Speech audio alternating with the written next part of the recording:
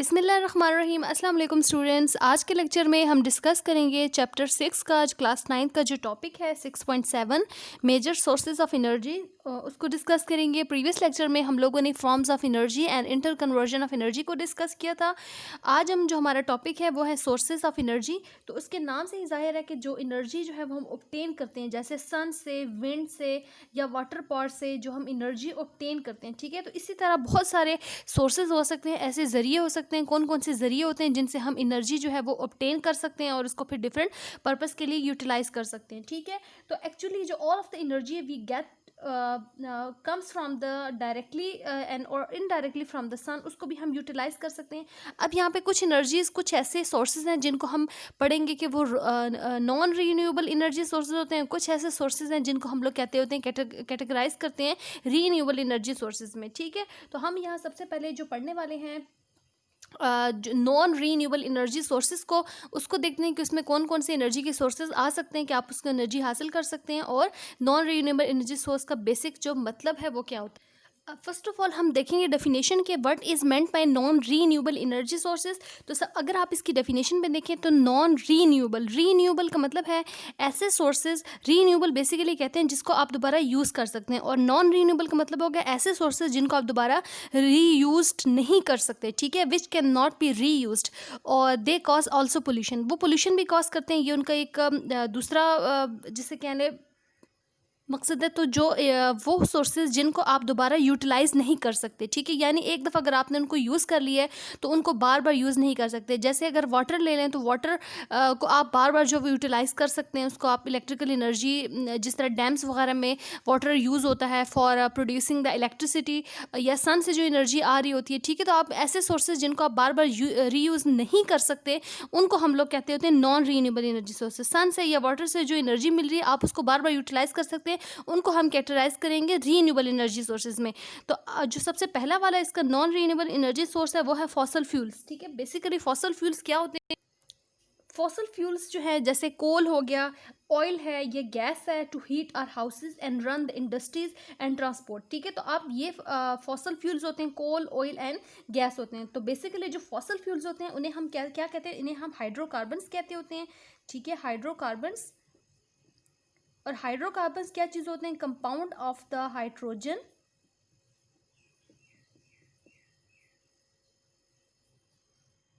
Hydrogen और carbon के जो कंपाउंड होते हैं उन्हें हम कहते हैं हाइड्रोकार्बन। तो बेसिकली फॉसल फ्यूल जो होते हैं वो हाइड्रोकार्बन्स होते हैं, ठीक है। और जब फॉसल फ्यूल को आप बर्न करते हैं तो ये जब ऑक्सीजन के साथ, ऑक्सीजन में जो एयर होती है उसके साथ जो है वो जब कंबाइन होते हैं, ये हाइड्रोकार्बन जब बर्न होंगे तो कार्बन जो एयर में ऑक्सीजन होगा उसके साथ जब रिएक्शन करेगा, उसके साथ बर्न होगा, सॉरी, उसके साथ जब वो कंबाइन होगा, एयर में जितनी भी ऑक्सीजन प्रेजेंट होती है, ये कार्बन जब बर्न होंगे और एयर में जितनी भी ऑक्सीजन प्रेजेंट होंगी उसके साथ कंबाइन होंगे, तो ये क्या बना देंगे? ये हाइड्रोकार्बन्स जो है वो फॉर्म करेंगे, ठीक है। सॉरी, कार्बन डाइऑक्साइड जो है वो फॉर्म करेंगे, ठीक है। और कार्बन डाइऑक्साइड के साथ बहुत ज़्यादा यहाँ पे हीट एनर्जी जो है वो रिलीज होती है।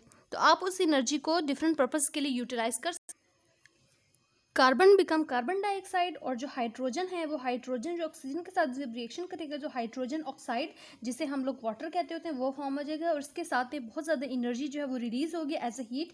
सो in case of the coal के केस में ये रिएक्शन होगा, ठीक है। अब फॉसल फ्यूल को आप नॉन रीन्यूएबल एनर्जी सोर्स में कैटेगराइज करते हैं, क्योंकि अगर आप एक दफ़ा इसको यूज़ कर लें तो दोबारा किसी और पर्पज़ के लिए रीयूज़ नहीं कर सकते, ठीक है। तो फॉसल फ्यूल जो है वो नॉन रीन्यूएबल एनर्जी सोर्सेज, इनको इसलिए भी कहते होते हैं क्योंकि फॉसल फ्यूल जो है वो उसको बनने में बहुत ज़्यादा मिलियन ऑफ ईयर्स, उनकी फॉर्मेशन के लिए मिलियन ऑफ ईयर्स जो है वो रिक्वायर्ड होते हैं, ठीक है।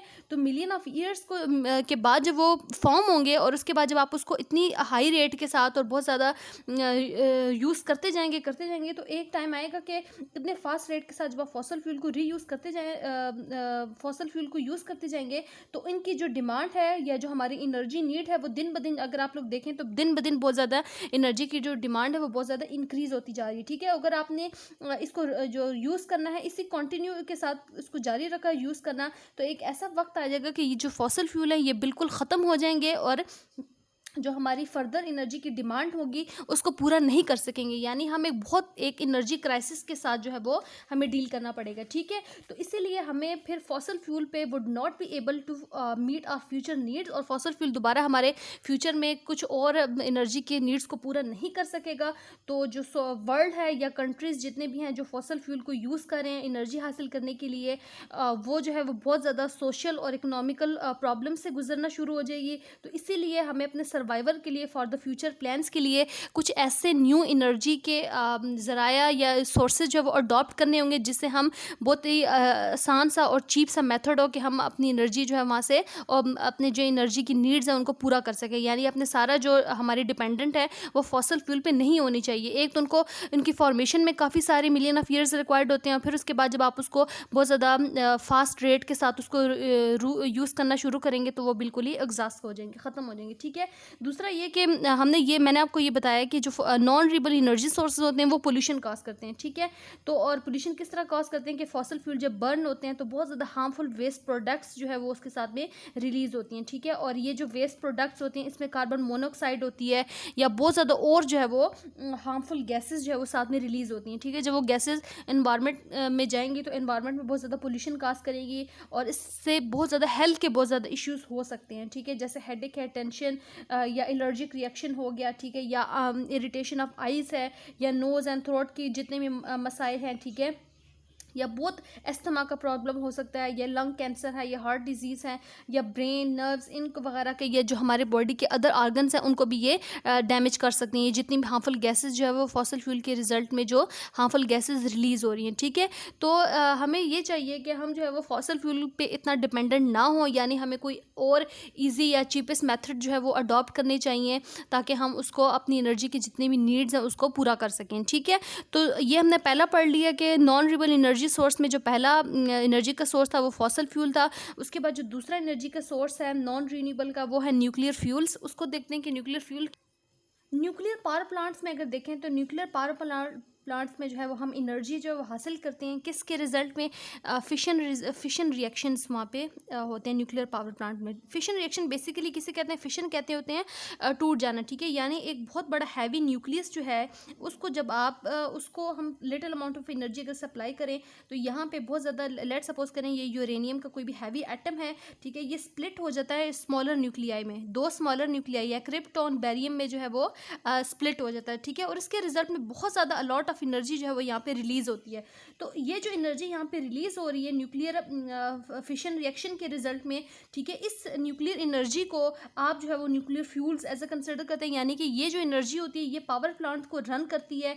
ठीक है, ये बहुत ज़्यादा एनर्जी यहाँ से रिलीज़ हो रही है तो न्यूक्लियर रेडिएशन के रिजल्ट में तो न्यूक्लियर पावर प्लांट्स जो है वो इससे रन होते हैं। और कुछ जो है मतलब बहुत सारा पार्ट ऑफ एनर्जी जो है वो उसका हीट एनर्जी का that is use to run the power plant while the lot of heat goes waste into the environment. ठीक है, कुछ एनर्जी जो है वो पावर प्लांट को रन करती है जबकि बहुत सारी एनर्जी जो होती है वो एनवायरनमेंट में इस तरह वेस्ट हो जाती है। तो जब एनवायरनमेंट में इस तरह वेस्ट हो जाएगी तो उसके रिजल्ट में बहुत ज़्यादा और भी हेल्थ के प्रॉब्लम्स वगैरह हो सकते हैं। ठीक है, यानी कि नॉन रिन्यूएबल एनर्जी सोर्सेज जो होते हैं their use is not sustainable because their formation takes billion of years. तो हम अपनी सारी की जो एनर्जी की नीड्स है वो नॉन रिन्यूएबल एनर्जी सोर्सेज पे नहीं कर सकते, इसीलिए हमने कुछ और भी रीन्यूएबल एनर्जी सोर्सेज अभी आगे हम पढ़ेंगे जो कि बहुत अच्छे और चीप मेथड होते हैं for the source of energy. तो वो हम डिस्कस करते हैं, वो हम डिस्कस करेंगे अपने नेक्स्ट लेक्चर में। तो आई होप कि ये लेक्चर आप लोगों को समझ आ गया होगा। तो नेक्स्ट लेक्चर में हम डिस्कस करेंगे मेजर सोर्सेज ऑफ एनर्जी में जो नेक्स्ट है कि रीन्यूएबल एनर्जी सोर्सेज कौन कौन से होते हैं, यानी वो वाले सोर्सेज जिनको आप बार बार रीयूज़ कर सकते हैं, जैसे सनलाइट है, वाटर है, wind, rain, tides, geothermal, biomass, biofuel. ये सारे के सारे ऐसे एनर्जी के सोर्सेज हैं जिनको आप बार बार यूटिलाइज कर सकते हैं। ठीक है, और वो जो एनर्जी के सोर्स होते हैं वो इन्वायरमेंटल फ्रेंडली होते हैं, यानी कि वो इन्वायरमेंट में कोई पोल्यूशन वगैरह काज नहीं करते इतना जितना कि ये नॉन रीन्यूएबल करते हैं। तो वो नेक्स्ट लेक्चर में पढ़ेंगे।